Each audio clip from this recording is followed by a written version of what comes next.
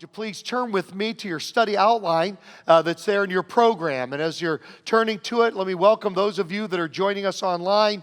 We are so glad that you're joining us for our study of God's Word, as well as, it's always like 1,000 or 2,000 that join us online every week. We're so glad that you're joining us as well as our friends at the Baptist Community Church in Arco, Idaho, and also our friends at Purpose Church, Kalispell, Montana. We are so glad that you're joining us today for our study today. In 2 weeks, we're going to start a new series. We just finished our series, Christmas series, King of Kings. And then in 2 weeks, we're going to start our new series called What's Next that Daniel was just talking about. But the next couple of weeks, I'm going to be sharing a couple of standalone messages. Next Sunday, I'll be giving a New Year's message called Your Timing is Everything. And I'm really excited about this message. We're going to look at 6 areas that God wants us to move faster in during the coming year, and then 4 areas where He wants us to move more slowly. That'll be next Sunday. We'll share the Lord's Supper together. What a great way to launch into the new year. But today, I want to talk about how to stay unified, especially during an election year. As we're about to enter into 2020, an election year, how can we stay unified with our friends, our family, the people around us in different areas, but particularly during an election year? Now, back on September 1st, if you look there in your program, you'll see that I preached a message that dealt specifically with how Christians handle particular political issues. And you can see there in your study outline how to access that message. And by the way, today, if you've never registered to vote, there's a chance to do that right in the middle of the lobby. They've actually got free constitutions for everybody that registers to vote. So I know you're going to run out in the middle of my message right now to get that free copy. And so get that copy of the Constitution when you register to vote right out there in the middle of our lobby. But today, I want to take a broader approach that applies not just to our political views, even though we're going to touch on that, but to all areas of our relationships. We're going to talk about listening to each other in all areas of life, in our friendships, in our marriage, in disputes we have with other people, in parent-child relationships, in the criminal justice system, and also in our political views as well. Now, we need to listen to each other because we need to communicate with each other and listen to each other because things are not always what they seem to be. Now, here's our big idea for the morning. Things are not always what they seem to be, so we need to communicate with each other until we understand where other people are coming from and why they do what they do or why they vote how they vote. Things are not always what they seem to be. So we need to communicate until we understand where other people are coming from and why they do what they do and why they vote the way they vote. Here's a great verse from the New Living Translation that is especially for social media. And maybe you should post this verse right next to your computer, your phone, wherever you do social media. Spouting off before listening to the facts is both shameful and foolish. Let's say this out loud together. Spouting off before listening to the facts is both shameful and foolish. So what I want to do for just a few minutes before we have a panel discussion up here is to lay a biblical foundation for our discussion by looking at an obscure story from the Old Testament, Joshua chapter 22. Now here's a map that I want to put up there that'll kind of give you the background to this story, but I think, and I need to be careful that I'm not stretching the Bible too far, but I think it's got some analogies for our situation in our country here today. What happened is when the nation of Israel came up on the Promised Land, right at the Jordan River, 2.5 tribes, Gad, Reuben, and the half tribe of Manasseh. Manasseh and Ephraim were both half tribes, both from Joseph, so they were called half tribes. So Reuben, Gad, and the half tribe of Manasseh, they came to Moses. And they said, we love the farmland on the east side of the Jordan River. Could we settle here? And he says, okay, as long as you go with the other 9.5 tribes, help them to conquer their territory, then you can go back and take that land, but you got to help them first. So now we're ahead a few years to Joshua 22, the end of Joshua's life, and Joshua comes to them and says, I know the deal you made with Moses, so you can go back now. You fulfilled your commitment to help them conquer their land. You go back, take your land, and we'll be on this side of the Jordan River. So now we pick up the story with verse 9. It says, so the Reubenites, the Gadites, and the half-tribe of Manasseh left the Israelites at Shiloh in Canaan to return to Gilead, their own land, which they had acquired in accordance with the command of the Lord through Moses, the past deal with Moses. When they came to Gilead, near the Jordan, in the land of Canaan, the Reubenites and the Gadites and the half-tribe of Manasseh, they built an imposing altar there by the Jordan. Now the altar, the only place they were supposed to offer up burnt offerings, was the altar at the tabernacle. But they built a replica of it there, right next to the Jordan River. And so everybody's like, okay, what's that all about? And you could either infer something good. Starla's going to talk about this in a few minutes. You could either just give them the benefit of the doubt and believe good things about that until convinced otherwise, or you can jump to negative conclusions. When you see somebody do something, when you say something, you can jump to negative conclusions, or you can give them the benefit of the doubt. Okay? So let's go on to verse 11. What did they do? Well, they did not give them the benefit of the doubt. When the Israelites heard that they had built the altar on the border of Canaan at Gilead, near the Jordan on the Israelite side, the whole assembly of Israel gathered at Shiloh to go to war against them. See, they jumped to negative conclusions. They said, well, if they're building a replica altar, they must be doing it to show that they're starting a new nation and to show that they're worshiping a different God. They jumped to that negative conclusion when they saw what they did. So the Israelites sent Phinehas, son of Eleazar, the priest, to the land of Gilead, to Reuben, Gad, and the half-tribe of Manasseh. They gathered together for war. They said, let's kill them all. And then one person kind of timidly raised their hand and said, excuse me, but before we kill them all, maybe we should ask them why they built the altar. And they were like, oh, there's an idea. There's an idea. And so with him, they sent 10 of the chief men, one from each of the tribes of Israel, each the head of a family division among the Israelite clans. When they went to Gilead, to Reuben, Gad, and the half-tribe of Manasseh, they said to them, the whole assembly of the Lord says, how could you break faith with the God of Israel like this? How could you turn away from the Lord and build yourselves an altar in rebellion against him? Okay, they had no evidence for that. They just jumped to that negative conclusion that they built it in rebellion against the Lord. Are you now turning away from the Lord? If you rebel against the Lord today, tomorrow, he'll be angry with the whole community. You're going to get us in trouble by your rebelliousness against God. If the land you possess is defiled, come over to the Lord's land. Come back, to our side of the Jordan River, where the Lord's tabernacle stands, and share the land with us. But do not rebel against the Lord or against us by building an altar for yourselves other than the altar of the Lord our God. Then Reuben, Gad, and the half-tribe of Manasseh replied to the heads of the clans of Israel, the mighty one God, the Lord, the mighty one God, the Lord, he knows. They're like, no, you've got it all wrong. And let Israel know, if this has been in rebellion or disobedience to the Lord, do not spare us today. If we have built our own altar to turn away from the Lord and to offer burnt offerings and grain offerings or to sacrifice fellowship offerings on it, may the Lord himself call us to account. No, we did it for fear that someday your descendants might say to ours, what do you have to do with the Lord, the God of Israel? We did it not in rebellion, but as a reminder to your descendants and our descendants that we are one nation, even though we are serving one God, even though we're on different sides of the Jordan River. The Lord has made a Jordan, a boundary between us and you Reubenites and Gadites. You have no share in the Lord, so your descendants might cause ours to stop fearing the Lord. Their motivation was 180 degrees from what they thought it was. Verse 26, that is why we said, let us get ready and build an altar, but not for burnt offerings or sacrifices. On the contrary, it is to be a witness between us and you and the generations that follow that we will worship the Lord at his sanctuary with our burnt offerings, sacrifices, and fellowship offerings. Then in the future, your descendants will not be able to say to ours, you have no share in the Lord.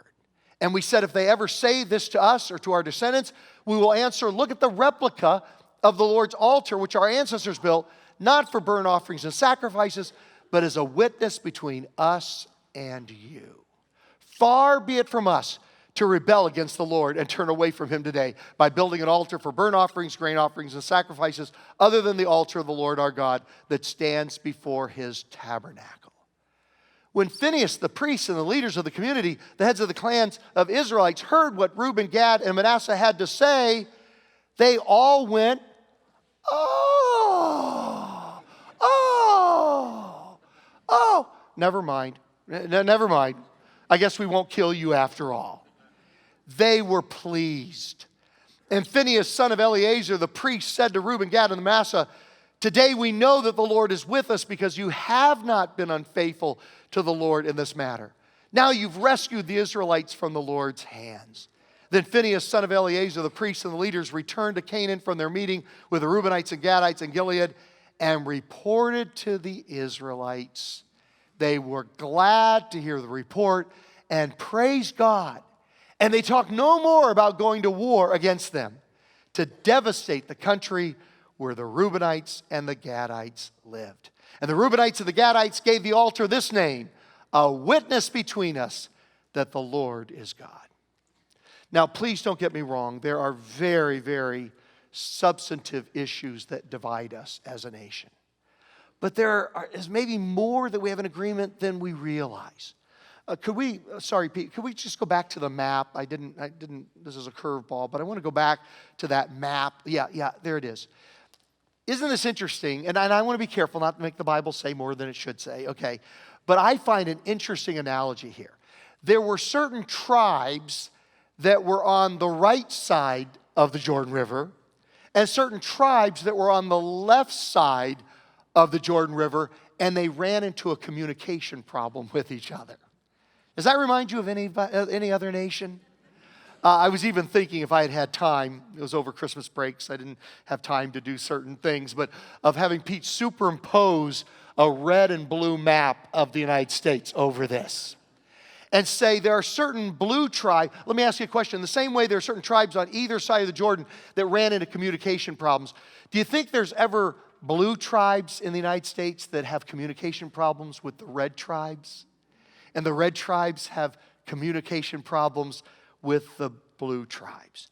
How many of you know fellow Christians that believe differently than you about the impeachment of President Trump? How many of you know that? Okay.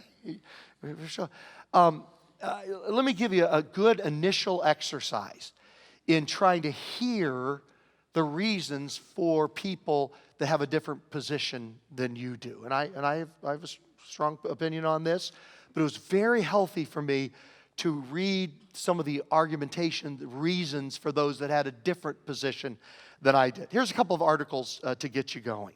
The first one caused a lot of stir this past couple of weeks. From Christianity Today, Trump should be removed from office. We can obviously see where they stand on that issue right there in the headline. And so even if that is not your position, it's a healthy thing to read that position. And then a counter that was done to that in response to that, after somebody had read this article, then there's an article in the Christian Post, and I'm going to leave them up there for just a minute. Jot these down real quick so you can read them later on. In the Christian Post called Why I Still Stand by number 45. 45 being the 45th president, which is President Trump. So one, why he should be removed from office. One, why I still stand by him, and you could infer we'll vote for him again. You can infer from the top one, we'll not vote for him. So two different positions. I have to admit, I read one and agreed with it more than I did when I read the other one.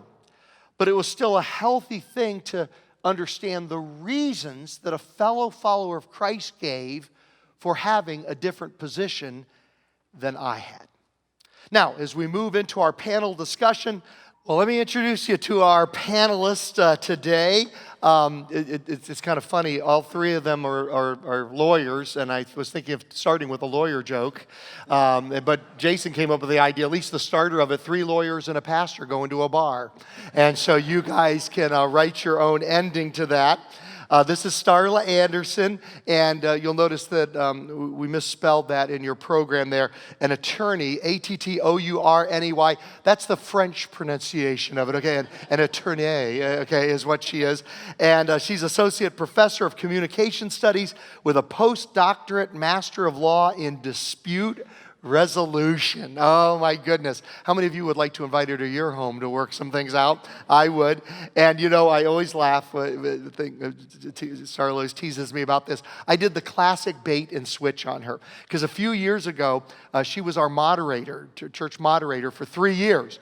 And we were recruiting her for that position. She goes, well, what's involved in it? I said, oh, nothing. I said, you know, you basically once a year for the budget and election meeting, you come in, you start the meeting, we vote on the budget, you close the meeting. There's nothing to it. That her 3 years as she was our moderator were the years that we changed our name from First Baptist Pomona to Purpose Church. And so that took a postdoctoral degree in dispute resolution to, you know, you really were God's person for such a time as this, and we do appreciate it, Starla. Her husband is Jason Anderson. He is the district attorney for San Bernardino County. He's basically the head of the 5th biggest law firm in the country and has had a tremendous first year, just a great opening year in that particular position, and we appreciate you very much. And how many are in San Bernardino County? Let me see. How many of you are San Bernardino County? Okay, you don't want to ever meet him probably. You know, that's probably not a good thing if you do. And then one of my favorite people in the world, Kenny Schwartz, is my son-in-law, married to our daughter, Abby. Kenny is an analyst with the United States Department of Justice in Washington, D.C., and if I could brag on my son-in-law for just a moment, just recently he was the recipient of the FBI Director's Award, which is one of the highest awards from the FBI given to him by FBI Director Christopher Wray for one of his investigations. And so we were very proud as a family to see him get that award. So, all right. This is interesting, and this kind of has evolved in a different direction. You know, we kind of started out with politics, but then I think it's going to be way helpful beyond that as well. Because Starla represents kind of just all the need for listening that we have in all of our relationships. And then Jason, what more important area, and at times controversial area, than the different ways as a nation we look at the criminal justice system? I mean, that's a big deal often. It can flare up at any moment, you know. Maybe it's good to talk about it when there isn't a big flare up at the moment. You know, that's maybe a good time to have this discussion. And then Kenny, obviously, living inside the Beltway. What goes on in the zoo where you live, you know? And so we're going to be very interested in that. So I'm going to start with Starla and go boom, boom, boom. Okay, Starla, let me start with asking, how do you address the topic of listening when you teach dispute resolution? One of my favorite quotes is by David Augsburger, and he says, "The feeling of being heard is so close to the feeling of being loved that most people can't tell the difference between the two of them." So the ability for us to listen well to people is a free gift that we all can afford to give to one another if we are actively trying to do that well. And hearing sounds is not the same as listening. So you have to go above and beyond that. I've been reading a good book in one of my classes this semester called Upended, and it is following Jesus's communication style throughout his ministry. And in it, it says that one of the rarest commodities in our country today is the ability to find somebody to truly listen to people. We are in a self-disclosure kind of seeking kind of culture where people want to get their own affirmation in the things that they post. We don't typically strive toward other people and to get to know their stories and affirm their dignity and who they are. So I try to tell my students, and then one of the good quotes in that book is from the glittering top of the social pyramid all the way to the gritty basement. Every human being is desiring sincere attention. And so I tell my students, let's do that by honoring people's stories.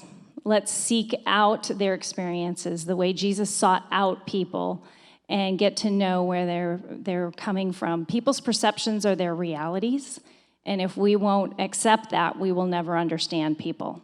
So to go where they are, and what would it look like if all of us committed to saying, I want to enter into the presence of others this next year in 2020 with a deep curiosity and an awe and wonder of them as humans rather than with duty and obligation. So I try to foster that spirit in the classroom. Wow, that's we talk about everyone's designed to serve, And by the way, what I love about you guys is, you're serving in the choir. Jason is Awana listening to Bible verses every Wednesday night. So cool. You have these high-powered positions, and yet you serve here at the church. Everyone designed to serve, and that I never thought about that. That's just you don't have to. Sign up for anything, don't have to be a part. You just listen to people as a way to serve people in 2020. What a great ministry that is. Wow. Okay, let's move to criminal justice.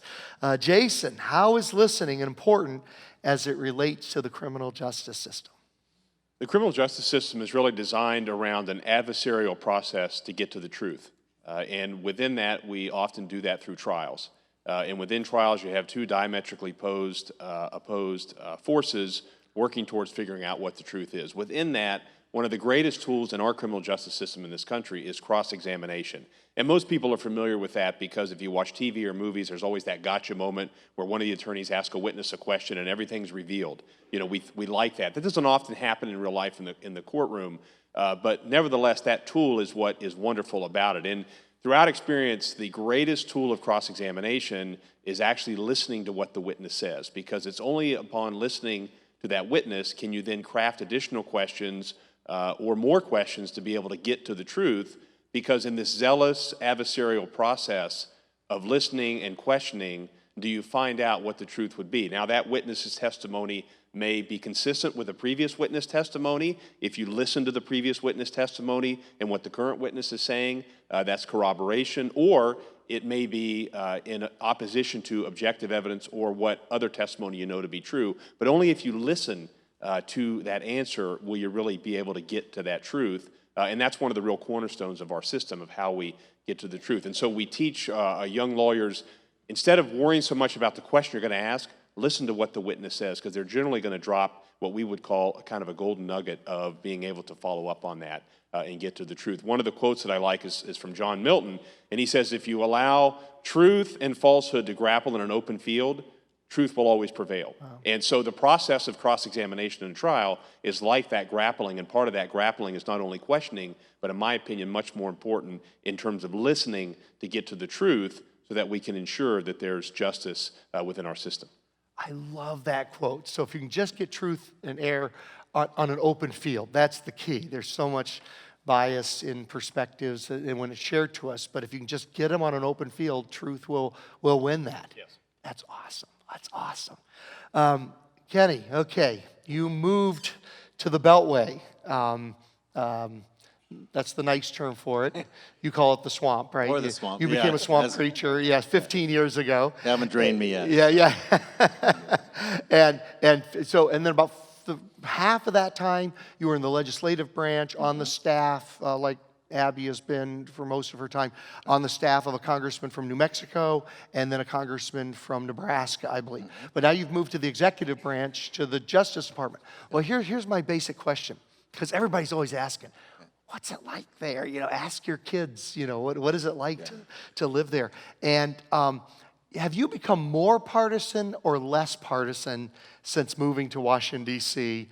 15 years ago?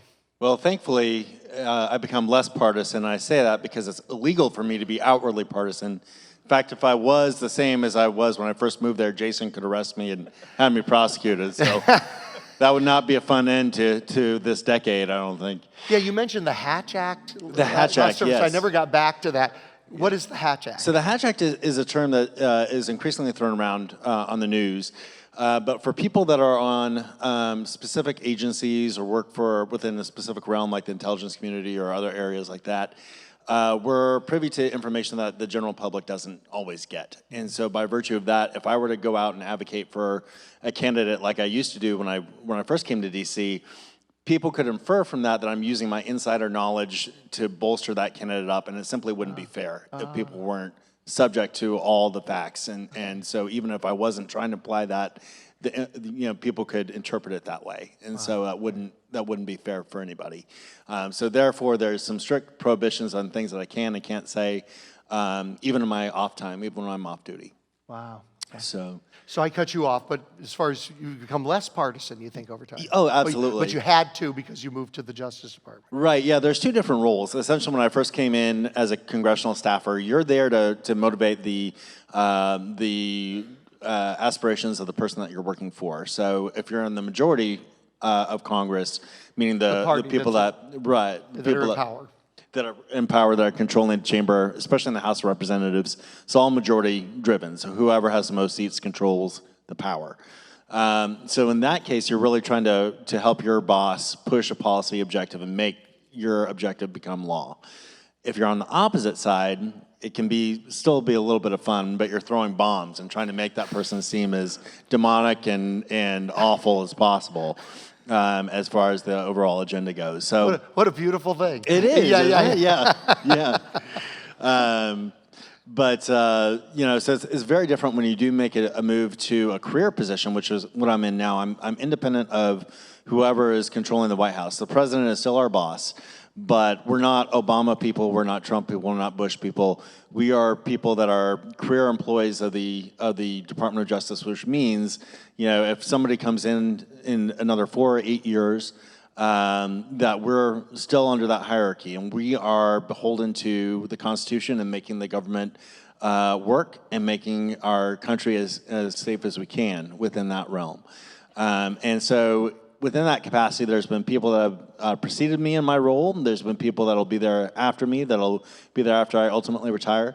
And they're going to come from all kinds of different stripes, different ethnicities, different, affluency, I guess, and different orientations. And it's up to us as career government servants to see past our differences and unite behind a common goal of making our country a better place to be. Okay, now let me come back down this way. I'll do a follow-up question to you. What are some of the tools you use to get beyond partisanship, or that we could even use as well? So I have absolutely evolved on the tools I've utilized for these purposes. I used to always recommend that people that are divided between conservative and liberal spend at least 1 month, watching exclusively the cable news channel of the opposite party.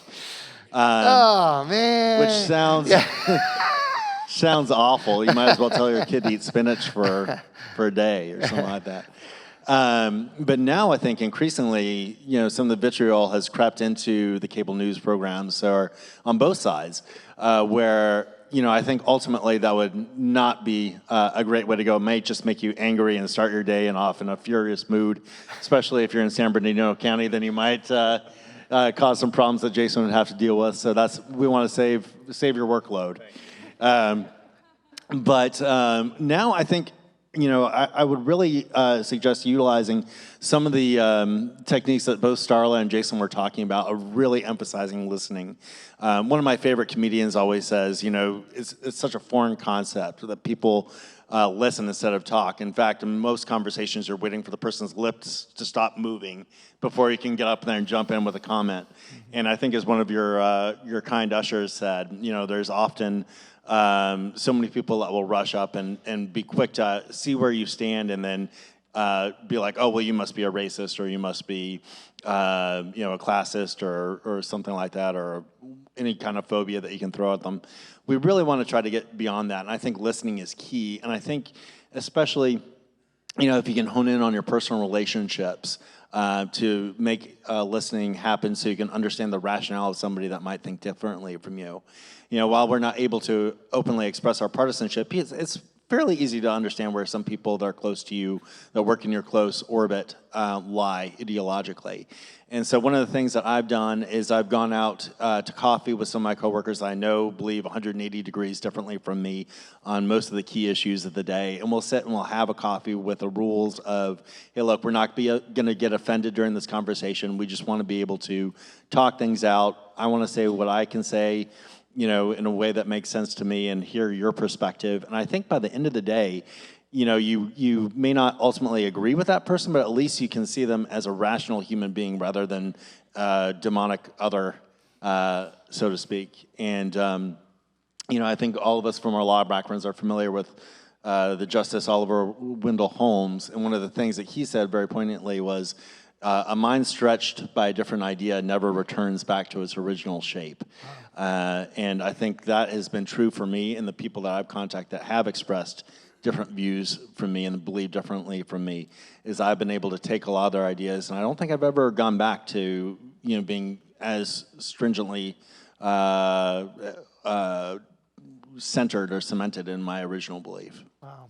And Starla, you have a great Abraham Lincoln quote on that, don't you? Yes. There's the Bible, then there's Abraham Lincoln quotes, and then there's everything else. He's hanging in our living room. We love him.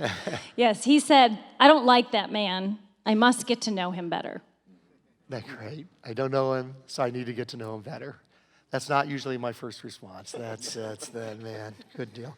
Okay, Jason, how do you have to listen to others in the criminal justice system when it all seems set up for prosecution and defense are always in opposition to each other? How does that work? That happens often because that is a way to forge the truth. There's diametrically opposed sides. I talked about that a little bit earlier. But then there's also times in the system where two people that would be on opposite sides have a common goal.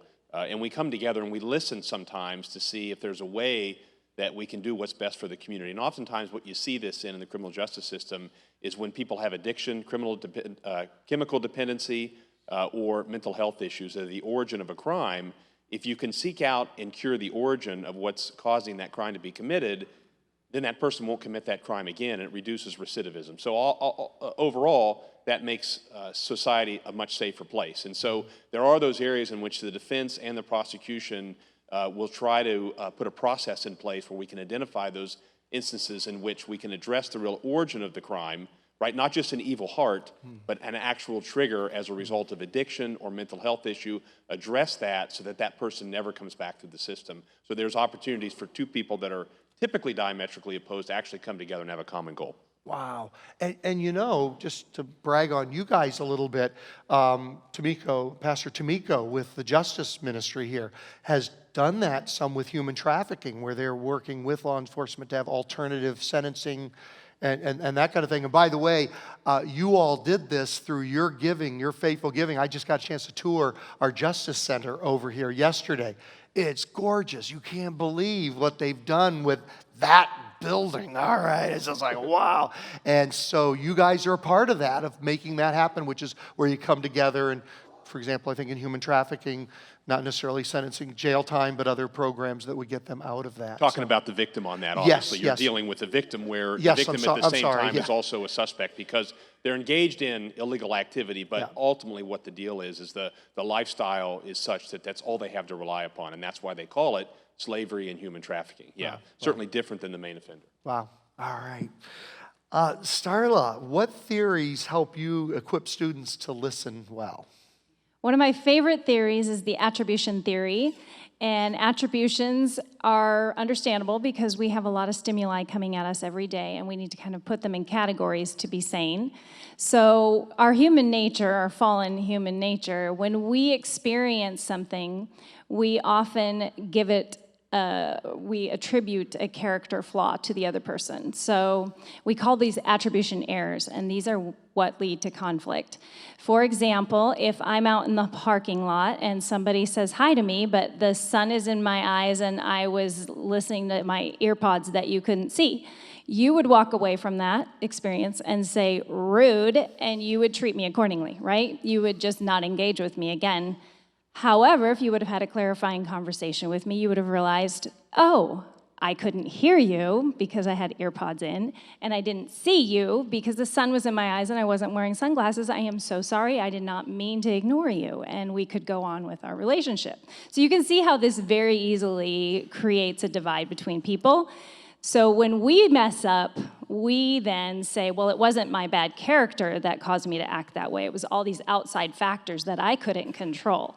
When I do well, I say, oh, it's my internal good qualities that caused me to succeed. When you do well, we often say, oh, he was in the right place at the right time. So we are very gracious to ourselves. We are very hard on other people. And I love this theory for students because I tell them this is the flashing yellow in your life. When you encounter unexpected experiences, instead of quickly judging and acting on that judgment, think of something that you yourself would have maybe had going on that could have caused you to act in the same way the other person did.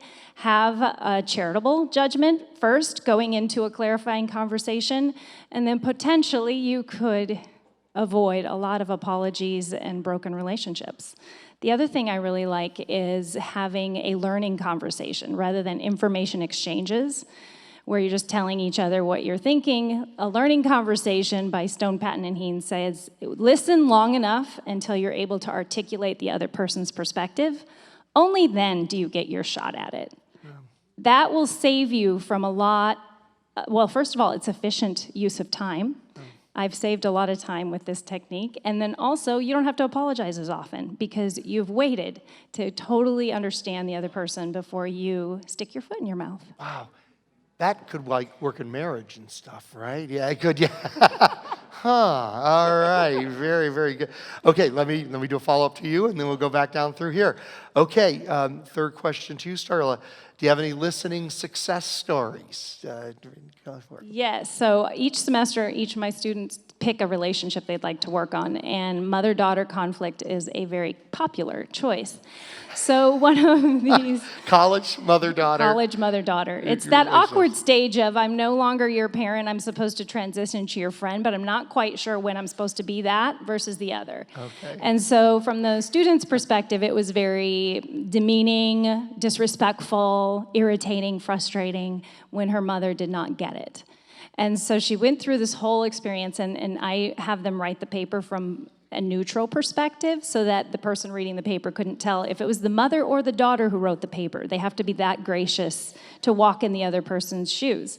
So she wrote her whole paper, began to see some of the perspective of her mother, and then sat down with her mother before she came up with the recommendation section to say, how could we do this better after I have walked in your shoes? And it was a very simple thing. Unspoken expectations are devastating to relationships. And that's what was going on in that situation. So they came up with a simple question. Do you want me to listen to you during this conversation as your mother or your friend today? And it totally transformed the relationship. Oh, wow. So the frustration was replaced with deep understanding and respect. Wow. And they could give each other what they needed. Wow. Wow. Can I give you one more amazing one? Sure. This is good stuff.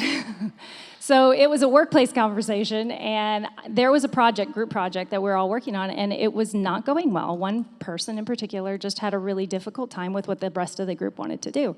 So I asked the chair of this committee if I could have a moment to just work on this and see what I could come up with. So I listened to the other person who was having a difficult time for 45 minutes, and it was all about a promotional piece of how to promote a conference. So it really was not earth-shattering, but I needed to understand why the group's idea was not acceptable. So I listened to what the other ideas were, and I kept trying to integrate them into the original idea. At the end of the 45 minutes, this person said to me, you know what? You do whatever you think is best. I trust you. Now that you've listened to me, I'm okay with whatever you decide. So it didn't take a change. We didn't have to change a thing. This person did not feel like they were valued in the process. Wow. And so I think there are process goals and there are content goals in conflict. And if you engage a process in a way that brings everybody in, you can get to the end without as much conflict versus, just trying to push your agenda forward on your own because you know it's the best idea. Can we audit your class? Yeah, how many want to take Starla's class? Okay. Jason, why is it important to listen to the community and their thoughts and concern about the criminal justice system? Because, it's not politics. It is politics, man. Criminal justice system, that divides people almost as much as politics does, yeah. It does. The community is ultimately our customer. We have an obligation to make sure the community is safe, that we think of better ways to administer the system, and to make sure there is equal justice for all. One of the things that's always concerned me about the justice system is, from an outsider standpoint, people are very result-oriented. They either like a result or they don't like a result. They either like the fact that somebody got convicted or somebody got acquitted. They like the fact that somebody got charged with a crime or they didn't get charged with a crime. They like the fact that somebody made a determination in an officer-involved shooting or a use of force issue that the officer was charged with a crime or not charged with a crime. And so it's frustrating that there's not a discussion about the process that leads to these things. One of the things that we've done in the county is we established a community commission where the 5 district supervisors in San Bernardino selected up to 3 people to sit on this commission.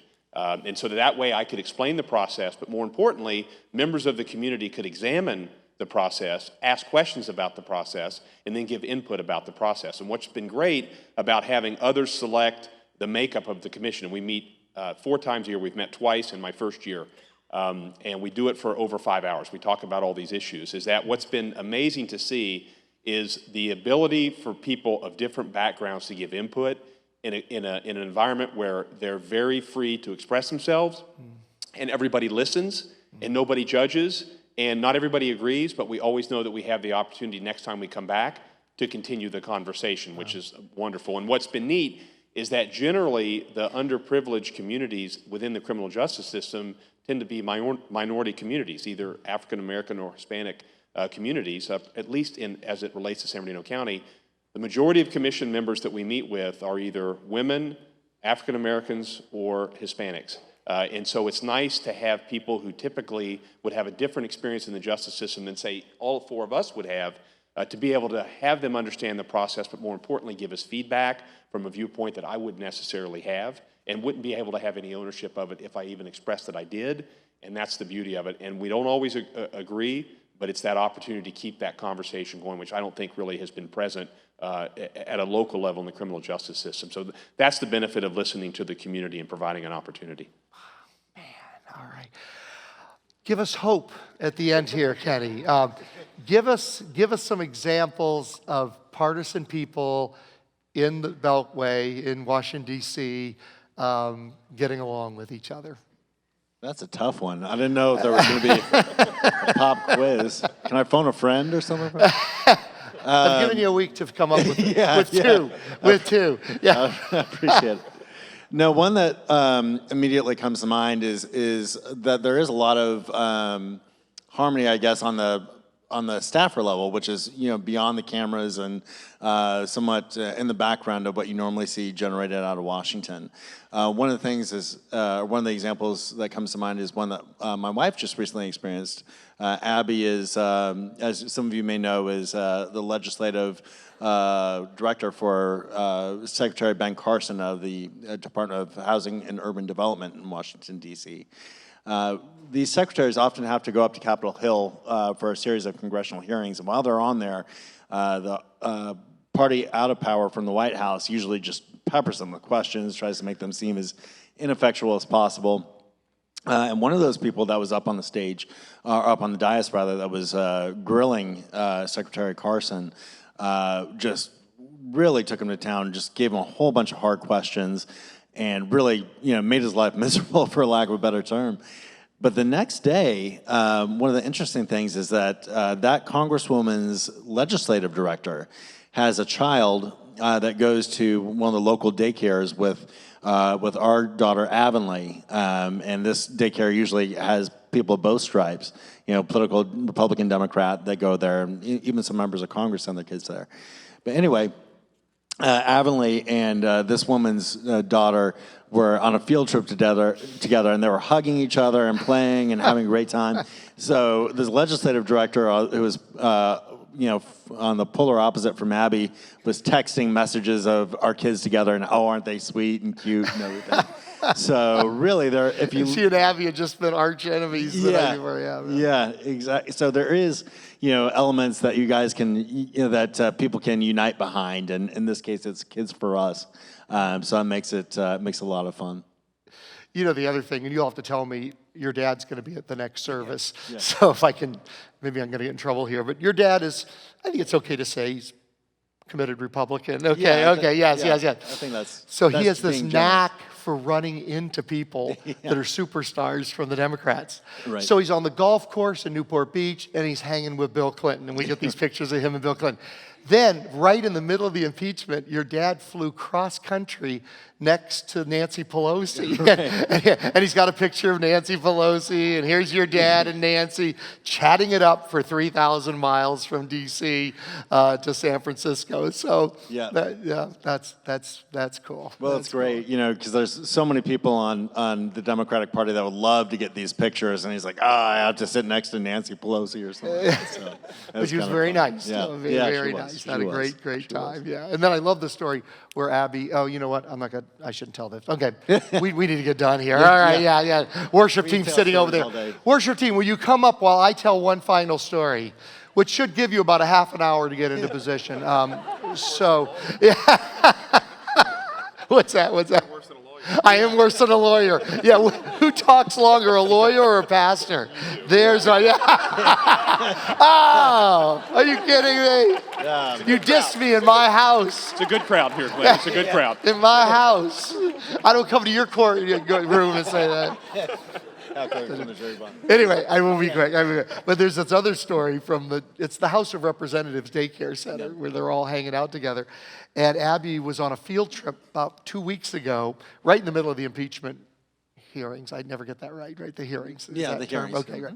So, and here's a dad with his little girl on the field trip, and he was the main Republican interrogator. Counselor, okay, firing the questions at the Democrats. And here's a mom with her little boy, and she's in the process of writing the articles of impeachment. And here they're all together on the field trip, mom and dad and kids. You know, the Bible says a little child shall lead them, and maybe that's the truth for us as well. Yeah. Some people say there's only children in D.C., but, you know, if we had more, then we'd all come together. So, All right, let's stand and show our appreciation to our panel and let them know that we're very, very, very grateful for what they did. All right, let's remain standing and let's worship a little bit before we get out of here.